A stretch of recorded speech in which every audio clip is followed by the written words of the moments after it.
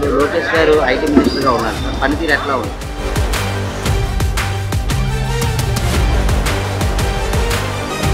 అప్పుడు ప్రభుత్వానికి ఇప్పుడు ప్రభుత్వానికి తేడా ఉందన్న. ఎందుకంటే ఈ 5 సంవత్సరాలు అయిపోయిన తర్వాత ఈ డెవలప్మెంట్ చూసి ఇంక జగన్కి ఓటు వేద్దాం అన్నాడు కూడా ముందడుగు రాడు. అసలు పొద్దున మన పిల్లల పరిస్థితి ఏంటి, అసలు ఎంప్లాయ్మెంట్ ఉంటుందా, అసలు ఎక్కడికి వెళ్ళి బతకాలి మన పిల్లలు అనే పరిస్థితిలో ఉండేది.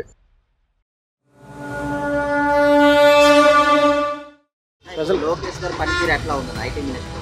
లోకేష్ పనితీరు అంటే లోకేష్ పనితీరు ఎప్పుడు బాగానే ఉంటుంది. ఎందుకంటే సీఎం తర్వాత సీఎం ఇప్పుడు పవన్ కళ్యాణ్ చాలా మంచి వ్యక్తి. ఏదైనా అవసరమైనా ఏదైనా ప్రజల దృష్టికి ఆయన దృష్టికి వెళ్తే తీసుకెళ్తున్నారు. చాలా 100% తీసుకొస్తారు. 100% నమ్మకం ఉంది.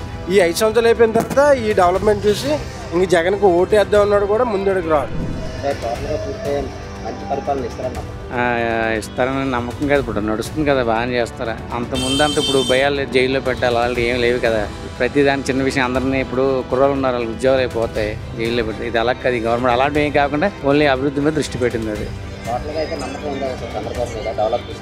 ఆయన తిరగలేదు సార్. చంద్రబాబు నాయుడు విజన్ అసలు చెప్పుకోలేదు, చెప్పనవసరం లేదు. ఇప్పుడు లోకేష్ గారు ఐటీ మినిస్టర్గా ఉన్నారు, ప్రతి పరిశ్రమలు ఐటీ కంపెనీలు అన్నీ తీసుకున్నారు. ఎట్లా ఉండబోతుంది ఇవన్నీ? నిరుద్యోగుల కంటే కొత్త కొత్త కంపెనీస్ కొత్త కొత్త ఇవి చేస్తున్నారు కదా బ్రో. ఆల్మోస్ట్ వాళ్ళు పెట్టే ఉంటారు కదా, ఇది కూడా అయ్యి ఉంటుంది. సో కాబట్టి నాకు తెలిసి ఈ పరిపాలనలో అయితే ఒక 4-5 కంపెనీలు విశాఖకు వస్తాయని అర్థమవుతుంది బ్రో. అది ఇప్పుడు లోకేష్ గారు ఐటీ మినిస్టర్గా ఉన్నారు సార్, పనితీరు ఎట్లా ఉంది? బోర్డు కంపెనీలు వస్తున్నాయి సార్. ఇప్పుడు వాడు కంపెనీ వచ్చిన కంపెనీలు పోయాయి.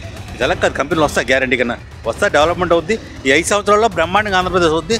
నెక్స్ట్ జగన్ వస్తున్నది ఉట్టుబడి కళ్ళలో మాట తప్ప రాడు. ఎందుకంటే ఈ 5 సంవత్సరాల్లో పూర్తి చేస్తే ఎవడు మరి చేస్తే అడిగేస్తారు కదా గవర్నమెంట్. డెవలప్మెంట్ చేస్తే ఇప్పుడు పోలవరం పూర్తవుద్ది, నెక్స్ట్ రాజధాని పూర్తవుద్ది, ఇక్కడ ఎయిర్పోర్ట్ పూర్తవుద్ది. చాలు కదా. ప్రజలకు ఏం కావాలి? డబ్బులు ఇచ్చేసి అప్పులు చేసి డబ్బులు చేయడం కాదు. కరెక్ట్గా మనకి పరిపాలన బాగుండి నిరుద్యోగం పోతే బాగానే ఉంటుంది అనమాట. అది నేను అనుకుంటున్నాను. ప్రజెంట్ కుటుంబంలో చెప్పాలంటే ప్రతి చోట పవన్ కళ్యాణ్ గారు, నారా చంద్రబాబు నాయుడు గారు, లోకేష్ గారు వీళ్ళందరూ చాలా బాగా చేస్తున్నారు. అప్పుడు ప్రభుత్వానికి ఇప్పుడు ప్రభుత్వానికి తేడా ఉందన్న. ఎందుకంటే మేమే చూస్తున్నాం స్టూడెంట్గా. ఎందుకంటే అప్పుడు ప్రభుత్వంలో మేమేమైనా అప్లై చేయాలన్నా కాలేజ్ ఫీజులకైనా దేనికైనా ఇబ్బంది పడ్డాం. చాలా మంది మేము ఇంత చదువుకోలేదు ఇది అది. వాళ్ళకు కూడా మీకు కూడా గవర్నమెంట్లో ఒక ఆదాయం ఉంది, మీరు కూడా చేయగలరు ఏదైనా అని చెప్పి చూపెడుతున్నారన్న. అప్పుడు గవర్నమెంట్కి ఇప్పుడు గవర్నమెంట్ చాలా బాగుంది. కూటమి గవర్నమెంట్ వచ్చింది రాష్ట్రంలో ఎలా ఉంది? రాష్ట్రంలో ఒక రకమైన పాజిటివ్ వాతావరణం ఉందండి. ఇంతకుముందు ఏంటంటే రేపేంటి అర్థం కాని పరిస్థితిలో ఉండేది. ఈ అప్పులేంటి, ఈ రాష్ట్రం ఈ అప్పులేంటి, అసలు రేపు పొద్దున మన పిల్లల పరిస్థితి ఏంటి, అసలు ఎంప్లాయ్మెంట్ ఉంటుందా, అసలు ఎక్కడికి వెళ్ళి బతకాలి మన పిల్లలు అనే పరిస్థితిలో ఉండేది. ధైర్యం వచ్చింది. ఓకే, మన పిల్లలు కూడా ఈ రాష్ట్రంలో ఉద్యోగాలు చేయగలుగుతారు, ఎప్పుడు వలస వెళ్లాల్సిన పరిస్థితి లేదులే అనే ఒక ధైర్యం మాత్రం వచ్చింది ప్రజెంట్.